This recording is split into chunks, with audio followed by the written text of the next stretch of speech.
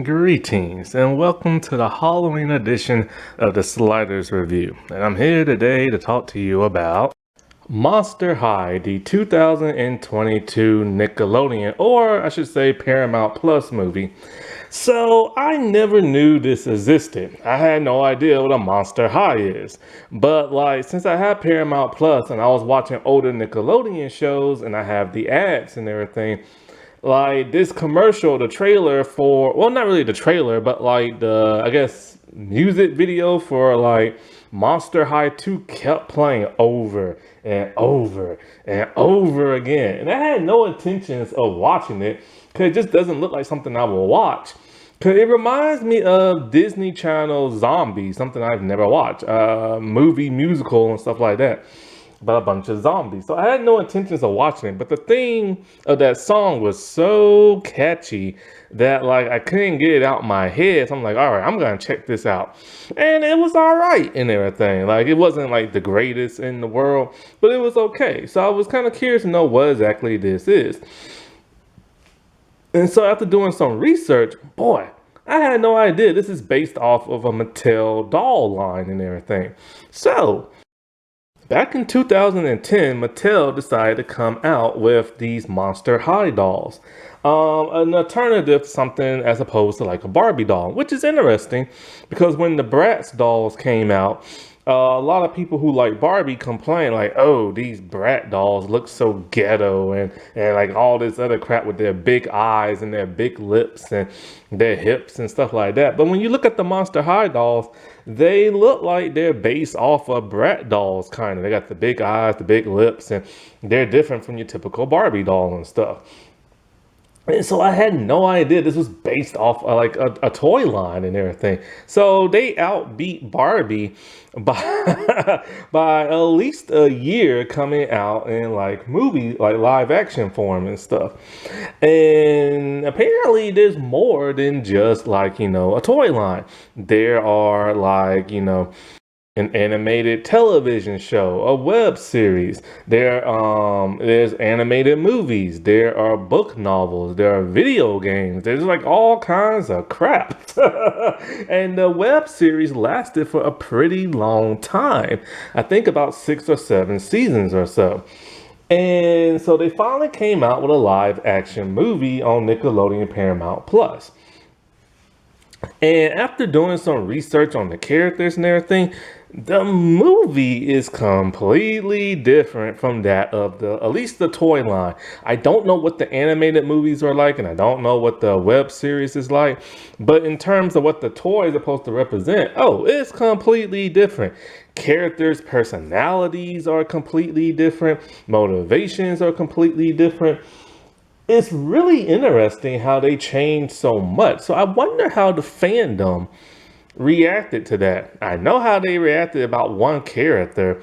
What's her name? Claudine Wolf. Apparently people was upset because her skin color wasn't as brown as it should be in the dolls. It looks pretty identical. The girl in the doll probably black, but this one's Afro-Latino, and she looks pretty much just like the character and her skin tone. But yet nobody complained when Frankie Stein went from being a grayish green color to blue in the movie. So I don't understand people. They just always want something to complain about, and they always gotta complain about the brown girls, man. I swear, what is with people nowadays? But when it comes to the movie, it's all right and everything. It's not the greatest. It is kind of a generic storyline, but it's a simple storyline that you can follow. And it's one with an important message. It's about prejudice and everything. The movie, it's weird. Barbie was about a feminist movie, and this one's about prejudice and accepting people for who they are. But I haven't seen Barbie yet. And my problem with this movie is when it comes to that theme of prejudice, they really, really should have went there hard, but they didn't.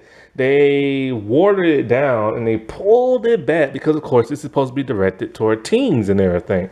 But why have a message like this if you're not really gonna go there? And it would have been a whole lot more in depth if they really would have pushed that like prejudice line and stuff like that. Another thing they should have went harder on is like, other than prejudice, because the monster has a disdain towards humans and humans don't like the monsters, and they just should have went harder in on that. Like, you get the general feeling of it, but it would have been nice if it was portrayed more out through the movie and not always done in like a song. Yes, this is a musical. That took me by surprise. Mostly because it's Nickelodeon, and I've never really seen Nickelodeon do the whole musical thing. That's like more of a Disney thing. But whoa, man, these people can sing. And I mean, they can sing. The top three, like, main stars, Nickelodeon needs to put them in a band. I know Nickelodeon doesn't really try to make, like, music stars out of its, like, stars anymore, but oh, they need to go back to that and make those three into, like, a band, because they will kill it. So the themes of prejudice should have been harder, but also the whole becoming friends and acceptance and personality shift, that should have been a bit stronger, because it's just kind of like, you start with this character and they're like, this mean person, and all of a sudden they turn around and be nice, and it don't really, like, it doesn't happen that fast. But of course, this is a movie as opposed to a television show, so they kind of rushed that and everything. And, it would have been nice to also see more interaction with the monsters and the different types of monsters and abilities they have. Another thing that harpers back on the prejudice is that there are monsters that are prejudiced towards other monsters. We get an inkling of that in dialogue, but we never ever really get to see it. And so that, like, it's kind of like, if you're gonna, like, bring something like that up, why not go deeper and harder and get your message through? I get it, Nickelodeon wanted to be safe and not piss people off, but why have a message like this if you ain't gonna go deep down into it? Also, like, the villain reveal, that was clever. I didn't see that coming, but there's a part of it that doesn't make no sense. And also the way the villain was defeated happened a little too quickly. And not only did it happen a little too quickly, but it also doesn't make any sense, really, when you stop and think about it in a logical kind of way. And it's like, then the monster's acceptance of humans just kind of like flips on his head, and it's just like, really? That fast? Like, they've been doing this for like hundreds of thousands of years, and all of a sudden they're like, okay, we're cool with y'all now. Even though y'all hunting us down and everything, we're cool with you now. And so that was rushed and everything. Then there is a end credit scene that's interesting that builds up to the second movie. In fact, the second movie is probably gonna come out around the time I upload this video. Like, I recorded this video in September, and I'm gonna upload. Well, I recorded it. I'm gonna upload it in October. So around that time, the second movie should come out. By that time, I will not have Paramount Plus, because mine is about to end very soon. So I'm gonna have to wait a while until, like, I see the second movie. And for the most part, like I said before, it's just a nice, cute, fun little movie for like teens and preteens and everything like that. It's not too scary or nothing like that. It's just kind of like it's a little fun to watch. Like, it's a nice little enjoyment, like a little popcorn movie for like the family, something like that, for your younger kids and stuff. But as an older person, I would have liked it to go a little bit more deeper in everything.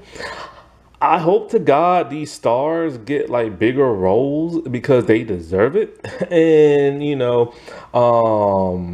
just like I said before, they're really good at acting and they're really good at singing and everything. And so let's basically just get down to a couple of like character profiles and a synopsis of what's going on. Now, in the other stuff, like the toys and the anime stuff, like, the girls are called ghouls and the guys are called monsters. But in the movie, you don't hear no such thing like that.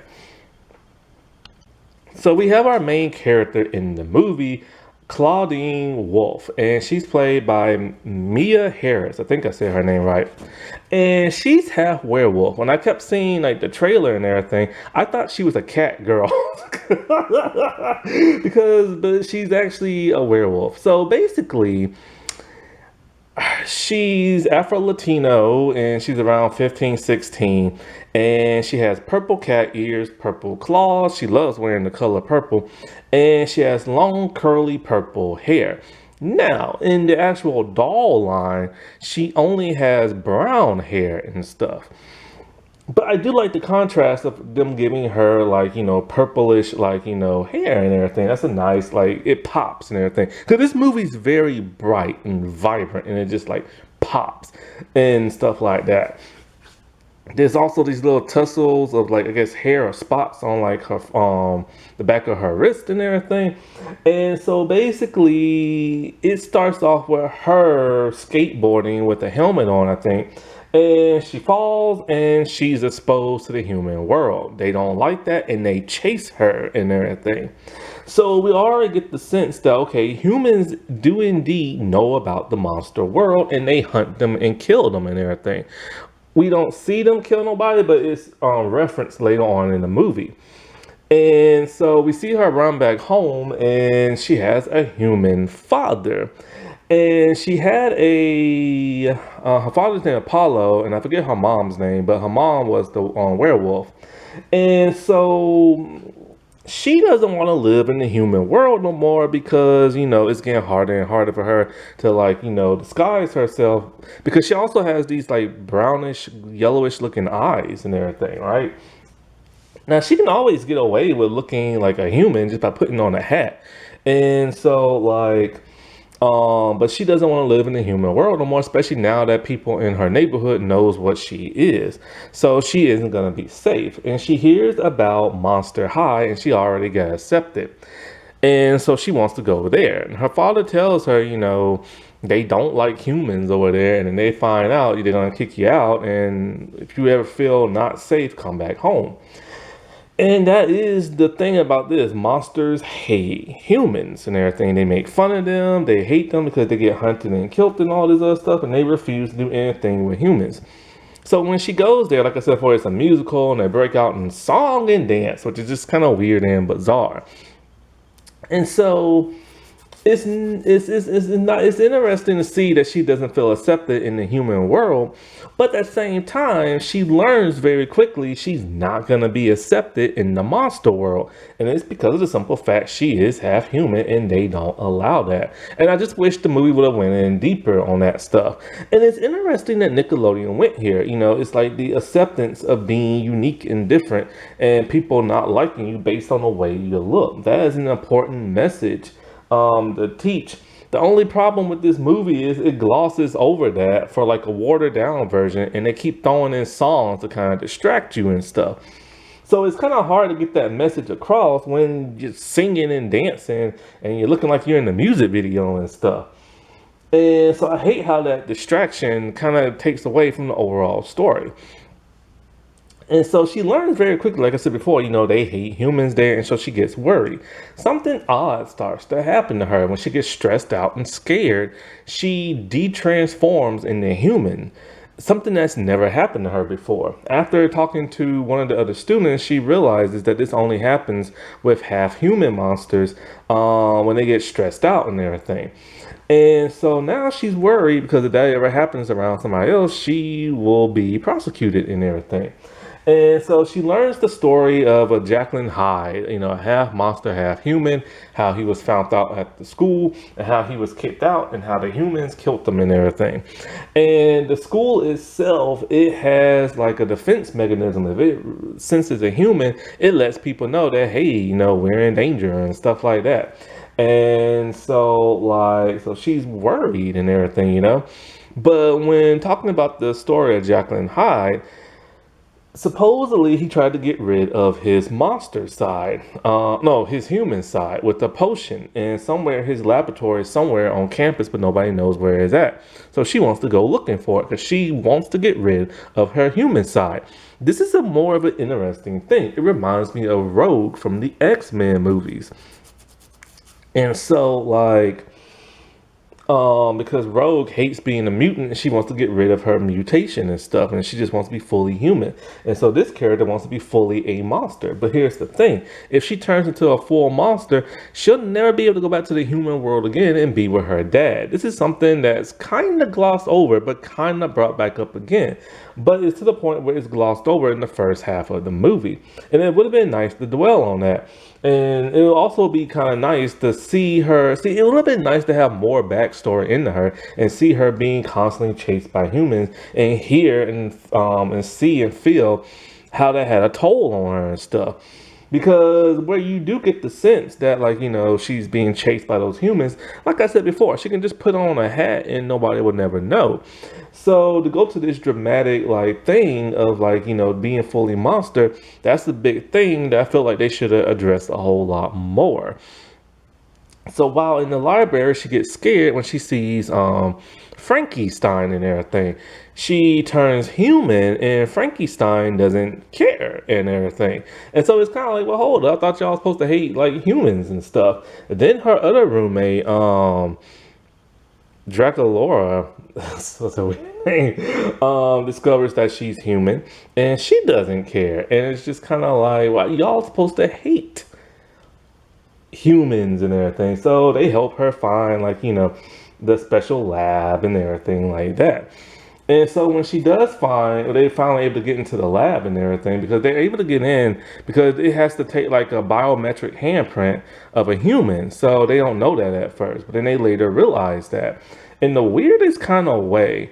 Because after, like, you know, some bad stuff starts to happen and like the Dracula girl gets like in trouble and stuff, she decides to run away back to the human world, where she gets found out by her two roommates and friends. And when her hand turns human, she realizes, oh wait, maybe I can use this to open up the door. It works. She finds the vial and she's about to take it until she realizes, if I use this, I'm gonna get rid of my human side, and that'd be like erasing my father. And she doesn't want to think that way because, you know, she loves her father. And so she doesn't want to get rid of her human side because it would be like getting rid of her father for life and everything. And so I do like how they brought that up and everything. And so before I get into like everything else, let's get into some more characters. Oh, also in the doll cartoony thing or whatever, she's supposed to have an older sister and a brother. They are completely absent from this movie because she's an only child. And they also say she has like a fashion sense, which, yeah, her character does, but they also say because she's half werewolf, she has a temper. In this movie, you never see her temper. Now, in the trailer for the second movie, you do see her temper, so maybe they brought that back and stuff. Frankie Stein, and Frankie Stein is played by Cece Balagot, I think that's how you, Bala Goat or something like that. How you say her name, or their name, I should say. This version of Frankie Stein is completely different from the toy line and stuff. Frankie Stein was the daughter of Frankenstein's monster and the Bride of Frankenstein. However, in this version, this person is the daughter of like the scientist that created them and stuff. So the scientists will be humans. I don't understand why they're not pissed that they have a human parent and stuff. Also, this Frankenstein is comprised of both boy and girl parts, and is non-binary and goes by them they. And that is because the star Cece is non-binary. I think they also said Cece might also be transgender. But every time I keep seeing Cece, the person is dressed kind of girly and everything. So I don't know if Cece has fully transitioned or half transitioned or just calls themselves like, you know, a transgender like person, but I know they go by like non-binary. That's the best I can do. I still don't understand, but that's the best I can do. I'm still trying to figure this out. And it seems like it changes like every couple of years. And I'm just kind of like, you know, once I think I understand, then something happens and it's like, oh man, now I don't understand. So the toy line of Frankenstein has like supposed to have, they say, green skin and everything, because they're composed of certain parts, and they have like those little lug nut things, screws in like the neck, and they have to like recharge like every night and stuff like that, and you don't see none of that in like the show. But in the show, what is it? Like the limbs detach, at least the hand of Frankie does, but it's supposed to be an electronic hand that detaches. Also, like Frankie's a very like nice, bubbly type person. Frankie was only born like 15 days ago, so that stays consistent with that of the toy, and so Frankie is very curious about stuff and learning about stuff and loves the cell phone. But Frankie uses the cell phone for everything but like talking or texting and stuff. And so this Frankie, they are very, very, very intelligent, who has the brains of combined scientists like Albert Einstein and the woman who helped create the internet and stuff.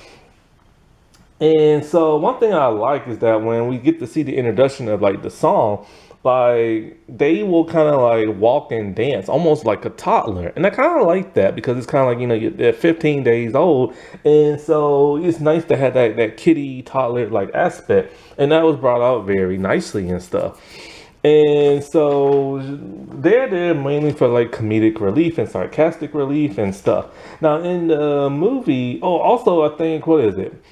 She in the toy, it's supposed to have white hair and a lightning streak, but here it's just like kind of like a blondish kind of white and black, but with light blue skin.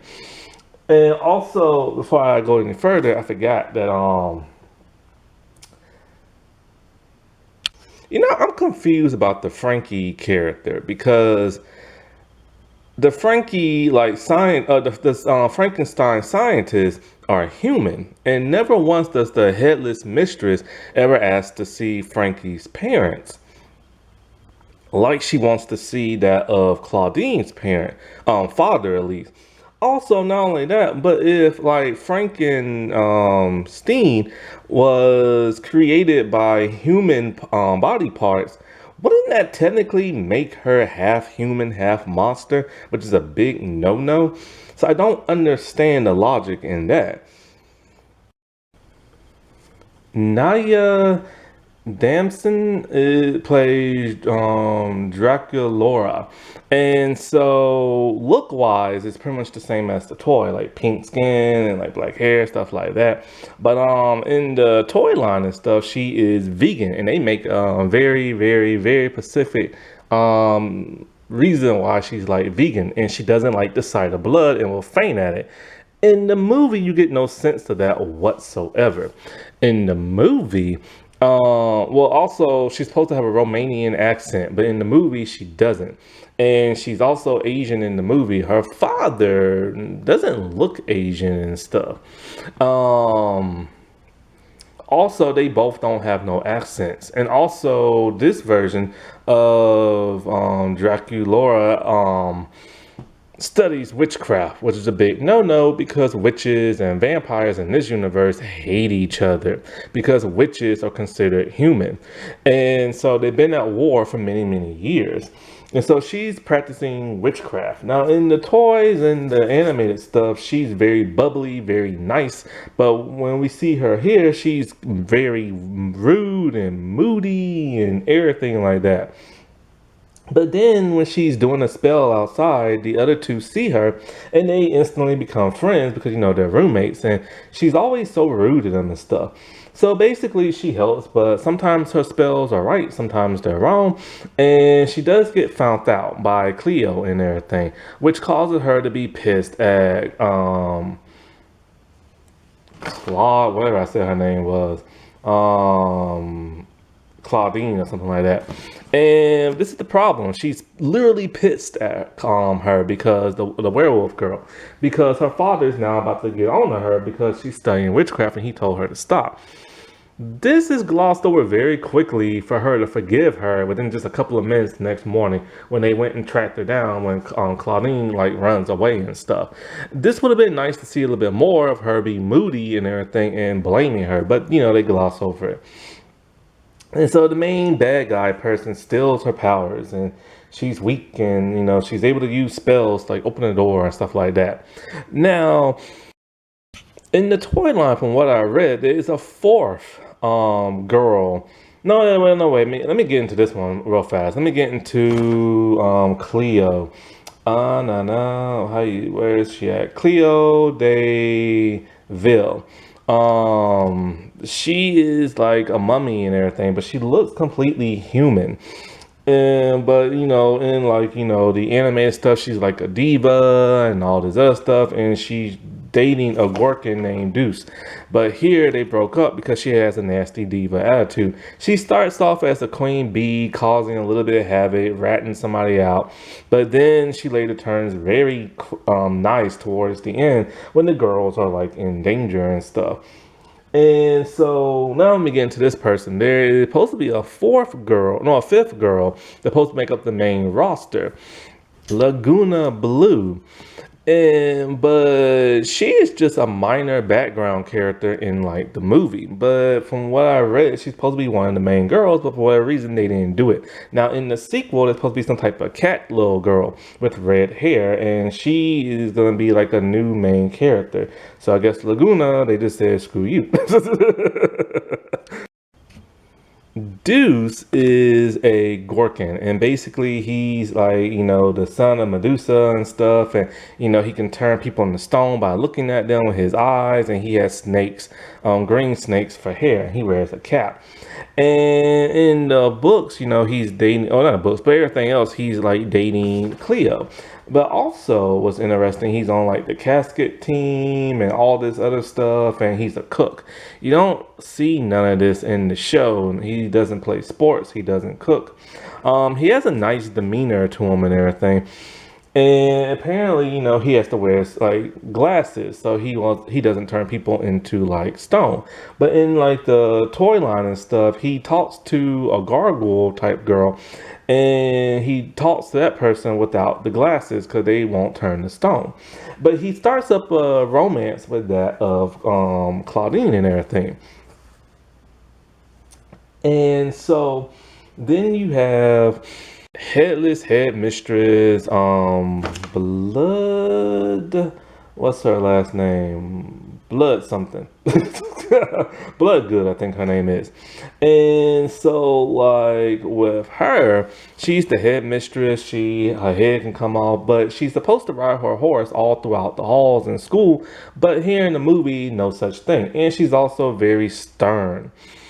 And that leaves us with our last character, our main villain, which I think Mr. Komos, I think his name is, but he's also Jacqueline Hyde's son. And he wants revenge on both monsters and humans. Throughout the entire movie, he just plays a nice monster and everything. You don't suspect he's the villain, which is really nice. And he tells the story of what happened to that Jacqueline Hyde. And so once he gets the vial, he takes it and turns into a full-blown monster, getting rid of his human side. But it also gives you more power and strength. And he's able to steal people's powers. He steals the vampire girl powers. And I don't know if he steals the werewolf girl powers or not. Now, what's odd about this is that you really don't get no inkling that he's evil whatsoever.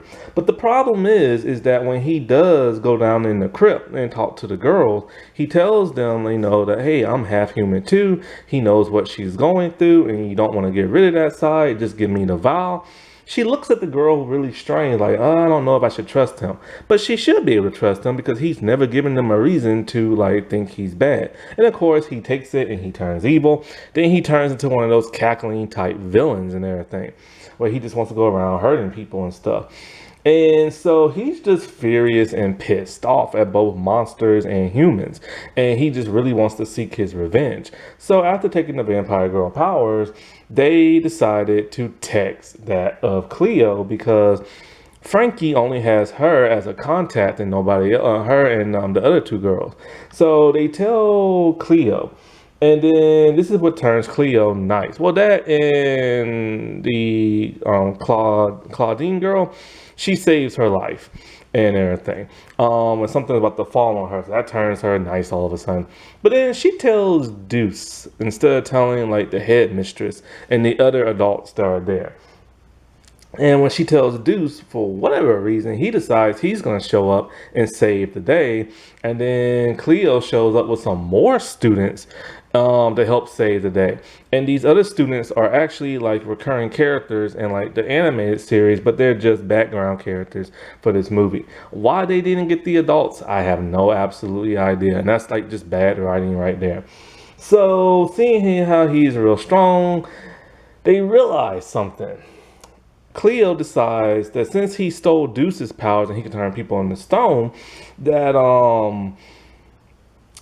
she gives like Claude like the phone and she puts it on like the webcam and she shows it to like the teacher dude, and he looks at it and he's like, oh no, he sees himself in his eyes, so he turns to stone and now he's defeated and everybody gets their powers back. It's clever. I like that, but it happened within just a few seconds and everything. And the problem with that is, if he has the ability to turn somebody into stone, how does he turn the stone himself? Don't you think as a monster that would have some kind of defense mechanism? But whatever. Because think about it. Deuce has to look at himself in the mirror at some point. And does he wear shades the entire time? So, I don't know. So then, of course, the adults come in and now they come in after the day is saved, but they realize that, Claw is human because she had to go full human and everything. Why she went full human to defeat him, I don't know. But so her dad comes to school the next day and she thinks she has to leave. But then the headmistress and all the adults are all like, maybe humans aren't so bad and you can stay here and blah, blah, blah, and all this other stuff. I'm just kind of like, what? After so many years of being like being bigoted towards humans, all of a sudden they changed their minds. That just happened too quickly and unrealistic, and I hate how that's rushed.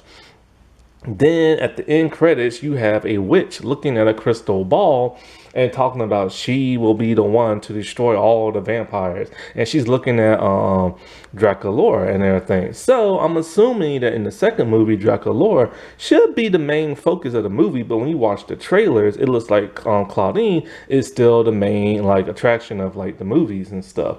So I'm really curious to see where the second movie's gonna go. Because even when Deuce sees that like Claw Girl is like, human, he's just cool with it. And it's just like, well, these people are supposed to hate humans. They literally sung a song about how they hate humans and stuff. And they constantly make fun of humans. So why are they totally cool when there's now a human on campus and stuff? So that don't make no sense. So now, one thing about Hyde Jr. that I wanted to point out that was really interesting that completely got glossed over, and something that really should have went hard on, is that when he was in the classroom singing about like, Jacqueline Hyde and everything and how he was prosecuted and kicked out of the school and then hunted down and killed by the humans. See, his plan is to get revenge on all the humans and monsters. But when you listen to his song and you watch the visuals, he has clips of his dad. And in those clips, if you pay close attention, that his father's best friends was Draculaura and Claudine's like parents and stuff, and they turned against him.